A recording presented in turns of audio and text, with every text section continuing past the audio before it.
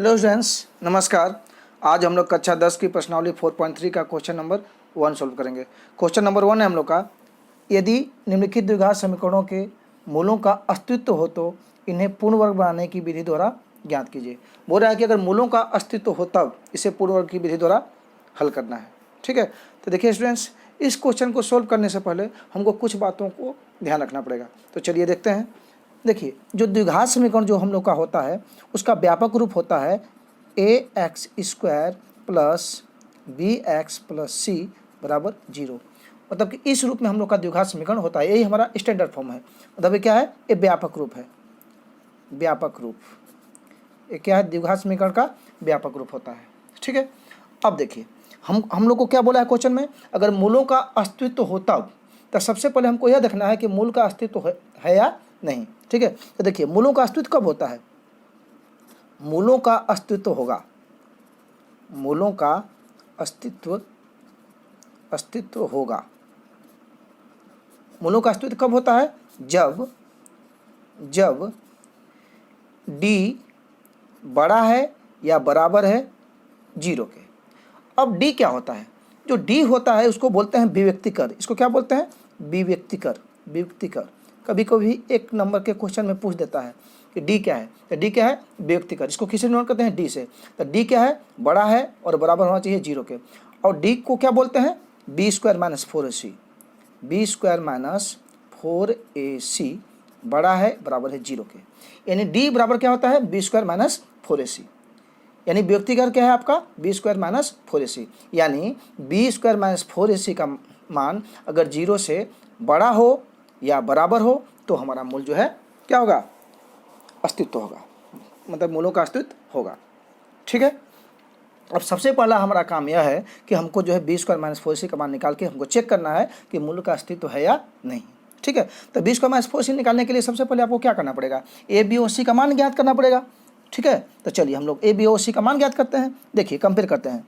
यहाँ ax², तो x² गुणांक क्या है? a। यहाँ देखिए x² गुणांक क्या है? 2। तो a का मान कितना हो गया? 2। a का मान कितना हो गया? 2। ठीक है, a का मान हो गया 2। आगे देखिए प्लस bx, यहाँ क्या है? Minus 7x। यहाँ x का गुणांक क्या है? b। यहाँ x का गुणांक क्या है? -7। तो b की जगह क्या है? -7। b का मान कितना हो गया? -7। b बराबर -7। ओके, चलिए अब कंपेयर करते हैं c प्लस c। c का मान क्या है? यहाँ पर 3। तो c बराबर क्या हो गया? 3। आई होप इतना आपको समझ में आ गया होगा। तो हमको क्या ज्ञात करना है? b² minus 4c। तो चलिए b² माइनस 4c देखते हैं। b² माइनस 4ac बराबर, ठीक है, चलिए मान रखते हैं b का मान क्या है? -7 रख देते हैं। स्क्वायर है, स्क्वायर कर दिए। माइनस है, माइनस चिन्ह रख दिए। 4 गुणे a का मान क्या है? 2 रख देते हैं। गुणे c का मान क्या है? 3 रख देते हैं। ओके, चलिए सॉल्व करते हैं। -7 का स्क्वायर है यानी -7 गुणे -7 क्या हो गया? Minus minus plus 7 49। Okay, minus को माइनस हो गया। 4 दूना के 8 अतली के 24। 49 में से 24 माइनस किया कितना हो गया? 25। यानी 20 का माइनस 4c का मान कितना निकल गया? 25। अब 20 का माइनस 4c क्या है? 25 क्या है? 0 से बड़ा है। 0 से बड़ा है, यहाँ लिख दे 25 क्या है? 0 से बड़ा है। जब 25 0 से बड़ा हो गया तो क्या होगा? मूलों का अस्तित्व होगा, क्योंकि हम लोग यहाँ देख चुके हैं कि 20 का माइनस 4c बड़ा होगा या बराबर हो 0 के, तो मूलों का अस्तित्व होगा। तो लिख देते हैं मूलों का अस्तित्व है। मूलों का अस्तित्व है। ठीक है, जब मूल का अस्तित्व है अब ये जो है इसको हमको पूर्ण वर्ग विधि से हल करना है। ठीक है, तो चलिए अगले पेज को हम पूर्ण वर्ग विधि से इसको सॉल्व करते हैं। देखिए अब पूर्ण वर्ग विधि से हमको इसको सॉल्व करना है। तो देखिए पूर्ण वर्ग विधि पहले होता क्या? पूर्ण वर्ग संख्या होता क्या है? सबसे पहले आप इसको समझ लीजिए कि पूर्ण वर्ग संख्या क्या होता है।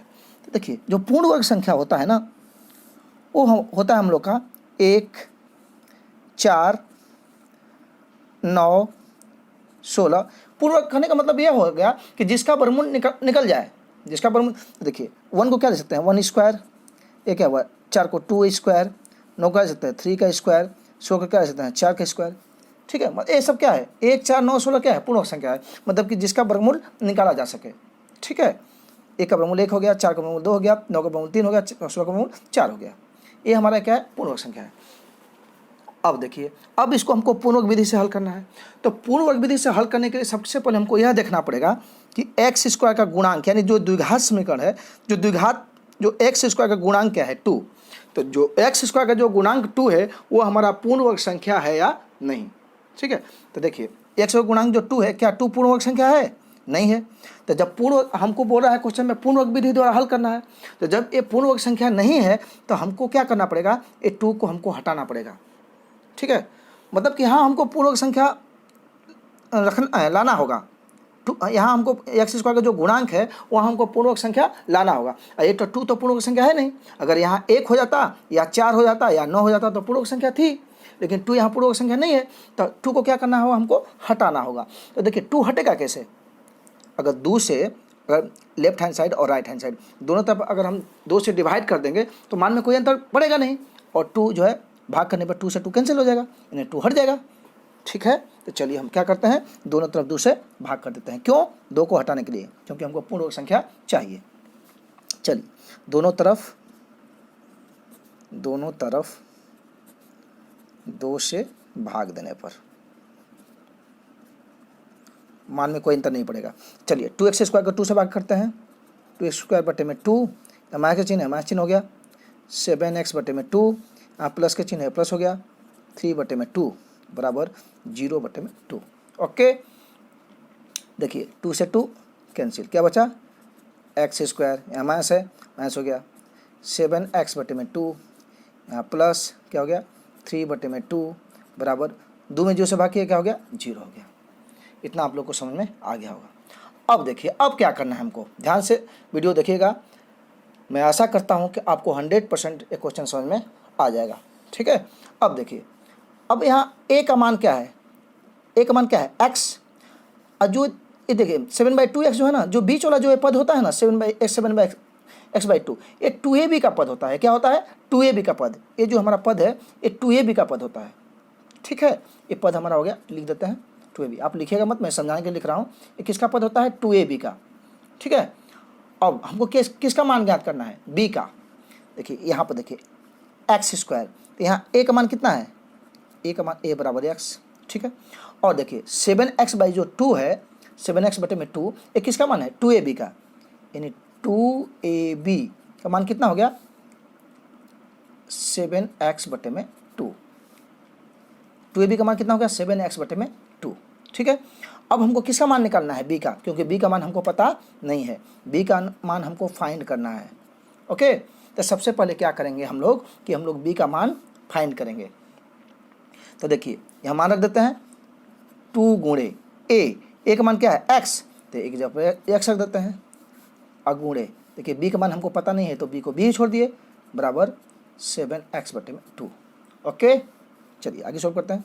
देखिए x कैंसिल, तो क्या हुआ, 2b बराबर 7 बटे में 2 हो गया, या b बराबर, देखिए 2 गुना में है, बराबर किधर आएगा, भाग में हो जाएगा, भाग में यानी नीचे, तो b का मान कितना हो गया, 7 बटे में 4, यानी b का मान कितना निकल के आ गया, 7 बटे में 4।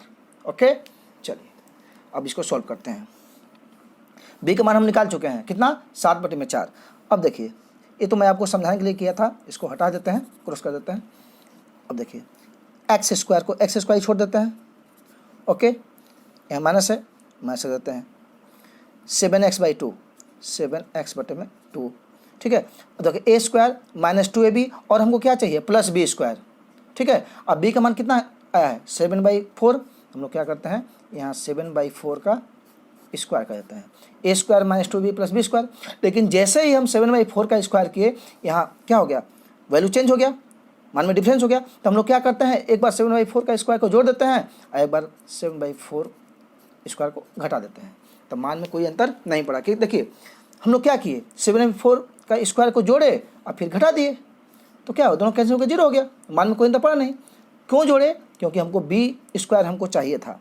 ठीक है, अब b का मान हम लोग निकाल चुके हैं 7/4, तो 7/4 का स्क्वायर हो गया, अब फिर इसको घटा दिए, मैं 7/4 का स्क्वायर। अब बच्चा क्या था हमारा +3/2, यहाँ लिख दिया +3/2 बराबर 0। आई होप आपको समझ में इतना आ गया होगा।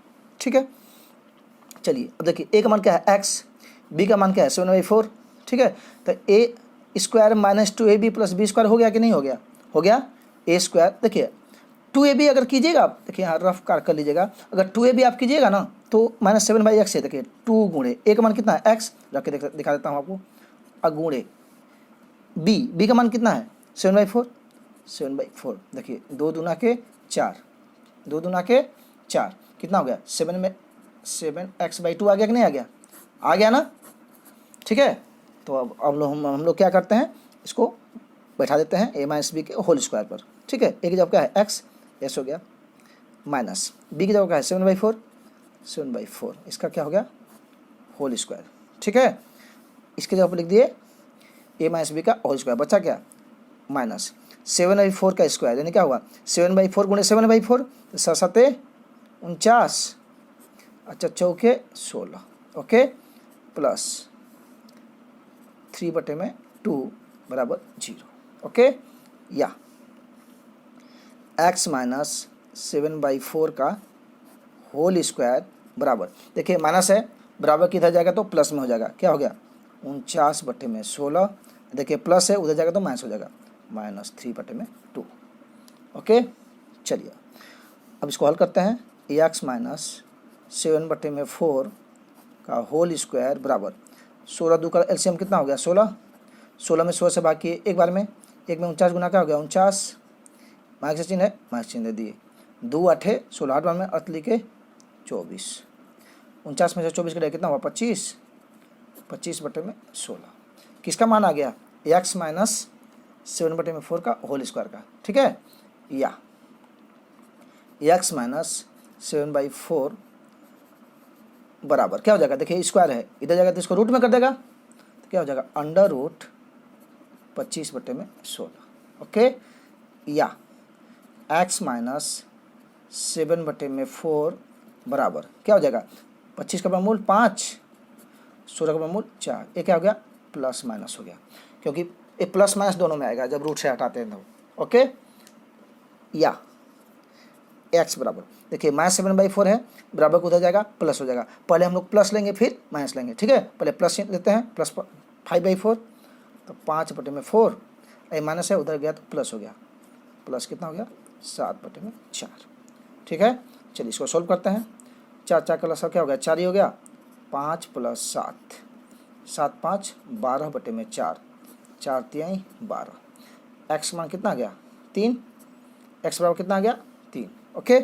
चलिए अब क्या माइनस लेते हैं, अब x बराबर, अब लेंगे माइनस, तो क्या हो गया? -5/4, देखिए माइनस उधर गया तो प्लस हो गया, +7/4, ओके। 4 4 का 4 हो गया, ये क्या हो गया? -5 + 7, माइनस प्लस माइनस 7 में से 5 गया, 7 में 5 गया 2, 2/4 कैसे हो जाएगा? 2 1 2 2 दूना के 4, x मान कितना आ गया? 1/2, तो x का मान 2 आ गया, एक 3 और एक 1/2, यही हो गया आपका आंसर, ओके। आई होप आपको क्वेश्चन समझ में आ गया होगा। अगर कुछ भी डाउट हो तो आप हमको कमेंट सेक्शन में कमेंट करके बता सकते हैं। अगर हमारा वीडियो आपको अच्छा लगा हो तो लाइक कीजिए, सब्सक्राइब कीजिए और अपने दोस्तों को भी शेयर कीजिए। Okay, thank you.